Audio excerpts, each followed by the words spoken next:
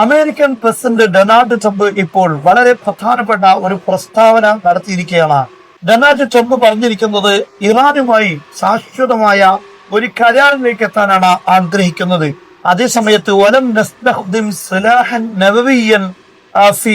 ഇറാനിൽ ഒരു ആണവ ആയുധം ഉപയോഗിക്കുകയില്ല എന്ന് കൃത്യമായി ട്രംപ് പറഞ്ഞിരിക്കുകയാണ്.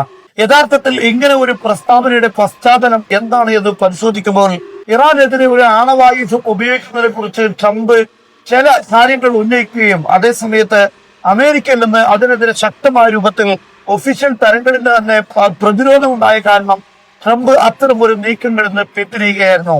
യഥാർത്ഥത്തിൽ ട്രംപ് ചില കാര്യങ്ങളൊക്കെ ചെയ്യും, പക്ഷെ അത് ട്രംപിനും അമേരിക്കക്കും തന്നെ തിരിച്ചടിയാകുന്നതാണ് ഇപ്പോൾ കണ്ടുകൊണ്ടിരിക്കുന്നത്. അതുകൊണ്ട് തന്നെ അത്തരം ഒരു നീക്കത്തിലേക്ക് പോകുന്നത് അമേരിക്കയ്ക്ക് തന്നെ വലിയ രൂപത്തിലുള്ള പ്രശ്നങ്ങൾ സൃഷ്ടിക്കുമെന്നതാണ് ഈ ഒരു നീക്കത്തിൽ നിന്ന് പിന്മാറാനുള്ള കാരണം. ഇറാൻ ഇപ്പോൾ പറഞ്ഞിരിക്കുന്നത് ഞങ്ങൾ ഒരിക്കലും ആണവായുധം ഉണ്ടാക്കാൻ ശ്രമിക്കുന്നില്ല, പക്ഷെ ഞങ്ങൾ ഉദ്ദേശിച്ചാൽ അങ്ങനെ ഒരു ആയുധം ഉണ്ടാക്കുക എന്നത് ഞങ്ങളുടെ മുന്നിൽ ഒരു പ്രശ്നമല്ല എന്നുകൂടെ ഇതിനോടൊപ്പം ചേർത്ത് പറഞ്ഞിരിക്കുകയാണ്. ഇവിടെയാണ് അമേരിക്കക്ക് ആശങ്ക നിലനിൽക്കുന്നത്. ഈ ഇറാന്റെ കയ്യിലുള്ള 450 കിലോഗ്രാം വരുന്ന എൻറിച്ചഡ് യുറേനിയം ഇത് ഏത് സമയത്തും വാർഹെറ്റുകളാകാൻ, അത് മിസൈലുകളുടെ മുനകളാകാനുള്ള സാധ്യതയുണ്ട്. പക്ഷെ അത്തരത്തിലുള്ള ഒരു നീക്കം ഇപ്പോൾ നടന്നിട്ടുണ്ടോ എന്ന് 100% കൃത്യമായി അമേരിക്കക്ക് പറയാൻ കഴിയില്ല. ഒരുപക്ഷെ അമേരിക്ക ഇത്തരത്തിലുള്ള ആണവായുധം ഉപയോഗിച്ചാൽ ഇസ്രയേലിലും അതുപോലെ ഇറാൻ ഉദ്ദേശിക്കുന്ന സ്ഥലങ്ങളിലെല്ലാം ഇത്തരത്തിലുള്ള ആണവായുധ വർഷം ഉണ്ടാകുന്ന സാഹചര്യം ഒരിക്കലും ലോകത്തിന് ചിന്തിക്കാൻ പറ്റാത്തതാണ്. അതുകൊണ്ട് തന്നെ ഒരു ആണവായുധം പ്രയോഗിക്കുക എന്നതിലേക്ക് അമേരിക്ക ഒരിക്കലും പോവുകയില്ല.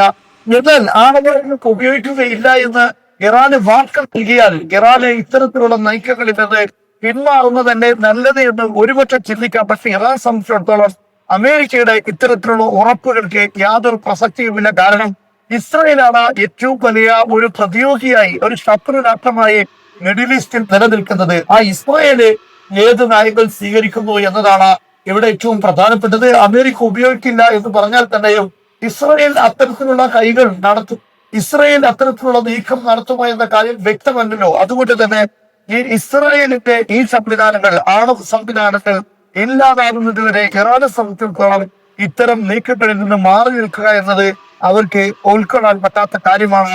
അതുകൊണ്ട് തന്നെയാണ് ആണവോർജ്ജം എന്നത് ഇറാന്റെ അവകാശമാണ്, അതിൽ നിന്ന് ഒരു കാരണവശാലും പിന്തിരിയുകയില്ല എന്ന് പറഞ്ഞത്. ഇത് അതുകൊണ്ട് സൂചിപ്പിക്കുന്നത് ഇത്തരം കാര്യങ്ങളാണ്.